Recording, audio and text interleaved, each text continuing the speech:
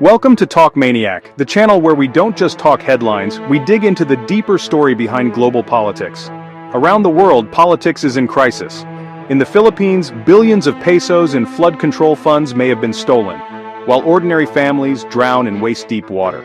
In Thailand, voters chose change, but elites blocked it, leaving young people frustrated, hopeless, and ready to hit the streets again. And in the United States, the world's richest democracy is stuck in endless gridlock, where citizens pay the price while politicians perform for cameras. Different places, different systems. Yet the story feels the same, leaders chasing power while ordinary people suffer. Why is this happening everywhere? And what do politicians actually want? Let's break it down. The Philippines is no stranger to floods. Every year, typhoons and heavy rains submerge towns, wash away homes, and take lives.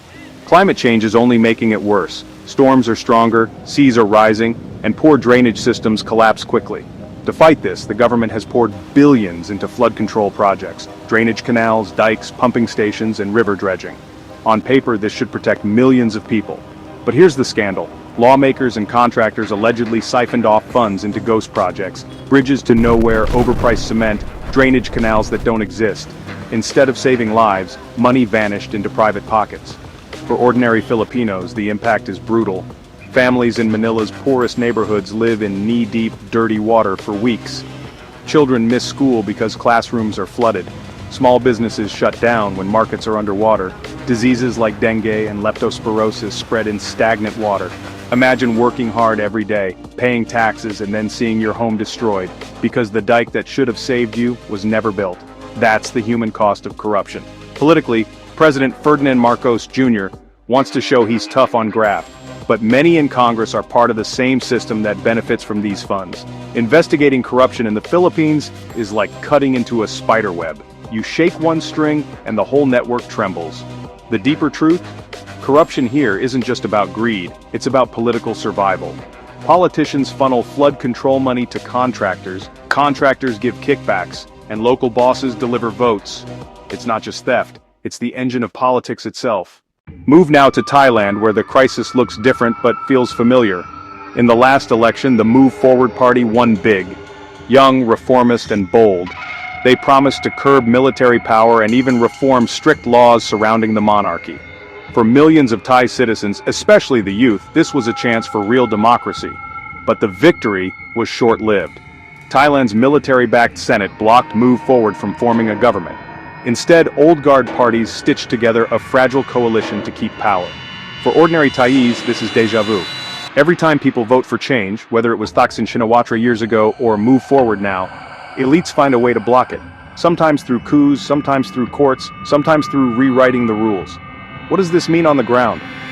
Young graduates face unemployment while elites enjoy privilege. Farmers struggle with debt as government subsidies vanish into patronage networks. Protesters risk arrest just for demanding accountability. The anger is real. In Bangkok, you see youth-led protests with signs demanding democracy. But you also see fear. Fear of another violent crackdown like in 2010, or yet another coup. Thai politicians want different things depending on who they are. Reformists want legitimacy, the chance to govern fairly. Elites and generals want to protect a system that has fed them power for decades. And ordinary citizens? They just want a government that listens to their votes instead of rewriting the script every time the people speak. Now let's cross the Pacific to the United States. Unlike the Philippines or Thailand, the US isn't battling typhoon funds or military coups. Instead, it faces a quieter but equally dangerous disease, political paralysis. In Washington, Congress is stuck in permanent partisan warfare. Democrats and Republicans fight over everything. Budgets, immigration, healthcare, foreign policy. Government shutdowns have become routine. For ordinary Americans, this dysfunction hurts daily life. A single mom in Texas can't access food aid because Congress delayed the budget. A veteran in Ohio waits months for healthcare as funding bills stall. Farmers in Iowa lose subsidies during government shutdowns. Meanwhile, politicians perform for cameras. They deliver fiery speeches, dominate social media, and raise millions in donations. Governing takes a backseat to visibility. Why? Because US politics has turned into a permanent campaign. Every senator, every representative is thinking about the next election, not the next solution.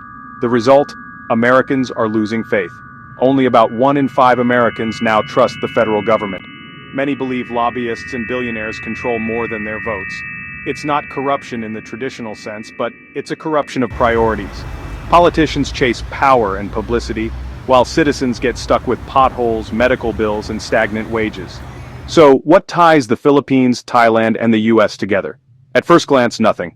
One is a Southeast Asian archipelago battling floods, another is a kingdom haunted by coups, the third is a superpower paralyzed by partisanship. But the deeper pattern is clear. Politics has stopped being about people. In the Philippines, corruption turns disaster relief into personal wealth. In Thailand, elites rewrite the rules to keep power, no matter what voters want. In the US, politicians treat governing as theater, while real problems fester, and in each case, common people pay the price. A Filipino mother wades through floodwater carrying her child, wondering why billions vanished. A Thai student is jailed for protesting simply because he believes his vote should count. An American worker loses health care during a government shutdown because lawmakers can't agree. Different faces of the same betrayal. So, what do politicians actually want? They'll tell you it's about reform, unity, democracy. But when you strip away the speeches, three motives remain: power, survival, and legacy. Power to control money, votes, or narratives. Survival in a brutal system where today's winner can be tomorrow's loser. Legacy, the dream of being remembered as more than just another politician. But here's the problem. When power and survival matter more than people, politics becomes a game.